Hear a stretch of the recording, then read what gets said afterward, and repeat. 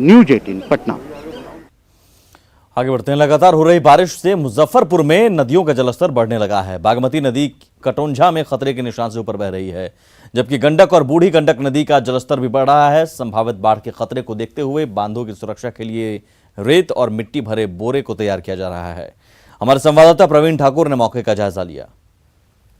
Monsoon इस बार अरसे बाद समय पे आया है। खासकर मुजफ्फरपुर में 10 सालों से मानसून समय पर नहीं आ रहा था, लेकिन इस बार मानसून समय पे आने से लगातार नदियों के जलस्तर में बढ़ोतरी है। और उसी को देखते हुए जो ये तैयारी जल संसाधन विभाग द्वारा की जा रही है कि जो बोरे में रेत भरे मिट्टी को भर कर रखा जा रहा है, ताकि बांधों पे जब दबाव होगा तो इस बोरे को वहाँ रखा जाएगा, ताकि कम से कम जो प्रवाह है नदियों का उसे रोका जाए। और जो रेन कट पिछले साल हुआ था उसकी भी रिपेयरिंग कई जगहों पर नहीं हुई है। और कोरोना संकट के वजह से जो काम 15 जून तक पूरा कर लेना था वो काम इस बार नहीं हो पाया है। इसको लेकर पूरी तरह जल संसाधन विभाग अलर्ट है कि जो गलतियां पिछली बार हुई है उसको दोहराया नहीं जाए। और उसको देखते हुए ये बाढ़ पूर्व की तैयारी की जा रही है। जो संवेदक हैं उन्हें ये दिया गया है, आप मजदूरों से तमाम जो बोरे हैं उसे भर कर रखें और किसी प्रकार की कोताही इसमें नहीं हो। क्या आप लोग यहाँ करवा रहे हैं? आज काम नहीं हो रहा है? हो रहा है। क्या कितना काम हो रहा है? लगभग अभी तक कुछ बोरा है जो भरा गया है, और उसके बाद में बाकी जो है लगभग 3000 बोरा और भर के स्टैकिंग का उसका काम बचा हुआ है, वही काम आज होना है। यदि नदियों का जलस्तर तेजी से बढ़ता है तो फिर जहां रेनकट की संभावना होगी या फिर नदियों का दबाव बांधों पर होगा तो वहां इस मिट्टी भरे बोरे को रखकर तत्काल बाढ़ को रोकने की तैयारी होगी। और रजवाड़ा में पहले ही 2017 में यहां पर बांध टूटा था और इस वजह से भी प्रबल संभावनाएं हैं कि यदि नदियों का जलस्तर बढ़ता है, कई ऐसे इलाके हैं जहाँ बांध पर नदियों का दबाव बढ़ेगा और फिर बाढ़ का खतरा भी। कैमरामैन संजीव के साथ प्रवीण ठाकुर, न्यूज 18 मुसहरी, मुजफ्फरपुर। सासाराम के शहरी इलाके में जल निकासी योजना विभाग की सुस्ती की भेंट चढ़ रही है। पिछले 1 साल से शहर में ड्रेनेज सिस्टम का निर्माण चल रहा है, लेकिन आज तक ये काम अधूरा है, जिसकी वजह से शहर का पानी नहीं निकल पा रहा है। जायजा लिया हमारे सहयोगी अजीत कुमार ने। शहर से पानी की निकासी के लिए ड्रेनेज सिस्टम का निर्माण होना था और इसकी निर्माण करीब सासाराम में 1 साल से चल रहा है। लेकिन आप देख सकते हैं हमारे पीछे कि अभी भी यहाँ जो ड्रेनेज सिस्टम का काम है वो पूरी तरह से अधूरा पड़ा हुआ है। अभी भी यहाँ पर जो काम है वो काम जो है पूरा नहीं हो सका है।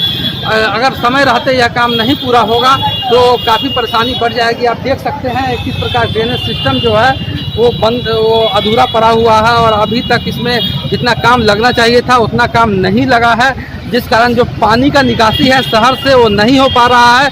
लोगों का कहना है कि अगर इस ड्रेनेज सिस्टम का समय पर निर्माण हो जाता तो इस बरसात में सासाराम के लोगों को जल जमाव से निजात मिल जाता, लेकिन ऐसा नहीं हो सका है। अजीत कुमार, न्यूज 18 सासाराम। और एक बड़ी खबर आ रही है इस वक्त पटना से। पुनाईचक में नगर निगम कर्मी पर हमला हुआ है और इस हमले में निगम कर्मचारी का सिर फट गया है।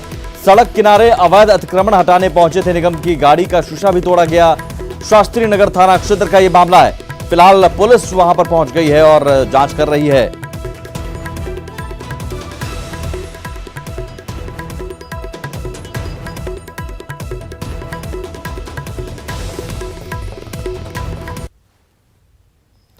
तो ये तस्वीर, और यहीं पर अतिक्रमण हटाने पहुंचे थे नगर निगम के कर्मचारी। जब उन पर हमला किया गया, उनका सिर फट गया। इस हमले में नगर निगम की गाड़ी जो वहां थी खड़ी, उस गाड़ी का शीशा भी तोड़ा गया, गाड़ी में भी तोड़फोड़ की गई। इसी जगह की वारदात है। शास्त्री नगर थाना क्षेत्र में ये इलाका पड़ता है और फिलहाल पुलिस अब पहुंची है। पुलिस अब तहकीकात कर रही है कौन लोग थे, किन लोगों ने नगर निगम कर्मचारी पर हमला किया। और इस हमले में निगम कर्मचारी का सिर भी फट गया है, निगम की गाड़ी का भी शीशा तोड़ा गया है। सड़क किनारे अवैध अतिक्रमण को हटाने पहुंचे थे निगम के कर्मचारी। जब निगम की कर्मचारी पर हमला किया गया और उनका सिर फट गया, निगम की गाड़ी का शीशा भी तोड़ा गया है। दरभंगा के आजमनगर में 5 जून को हुए भीषण बम धमाके की गुत्थी 15 दिन बीतने के बाद भी नहीं सुलझी है। आज खुद दरभंगा के एसएसपी बाबूराम पुरेलाल लश्कर के साथ मौके पर जांच करने पहुंचे। एसएसपी ने वहां मौजूद लोगों के साथ नगर विधायक से भी घटना की जानकारी ली। बता दें कि 5 जून को हुआ धमाका इतना जबरदस्त था कि पूरा सीमेंट से बना मकान ध्वस्त हो गया और आसपास के दर्जन भर मकान भी क्षतिग्रस्त हो गए थे।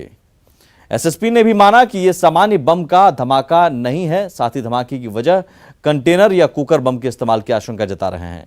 साथ ही बरामद विस्फोटक पदार्थ की जांच के लिए एफएसएल को भेजा गया है।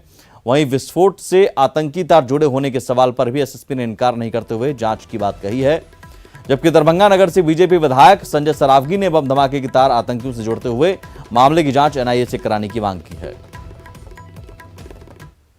ऐसे ये लग रहा है कि कोई बड़ा है तो कोई कंटेनर में या प्रेशर कुकर टाइप से कोई ऐसा लगता है कोई ऐसी चीज़ में ब्लास्ट हुआ है जिसकी वजह से इतना नुकसान हुआ है। और घर से काफ़ी सारे जले हुए और बिना जले हुए कुछ पटाखे मिले हैं और आस पड़ोस के लोगों ने भी बताया है कि ये आदमी पटाखे का काम करता था।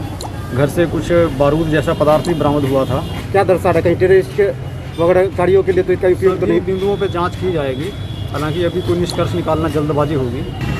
कि दरभंगा मॉड्यूल पहले से फेमस रहा है। बहुत सारे आतंकवादी गतिविधियों में भी यहाँ के लोगों को दूसरे राज्यों में संलिप्तता पाई गई है। सभी स्तर पर जांच होनी चाहिए। और इतना बड़ा ब्लास्ट हुआ है, अंदर तक ब्लास्ट गया, मतलब 3 दीवार के बाद जो है दीवार का खच्चा उड़ गया है। इसलिए एसपी साहब आए थे, उच्च स्तरीय जाँच एनआईए जाँच की जरूरत है तो वो भी होनी चाहिए। एनआईए क्या और भी बड़ी जाँच होनी चाहिए। और इसी के साथ अपना बिहार में इतना ही। आगे देखिए जोहार झारखंड।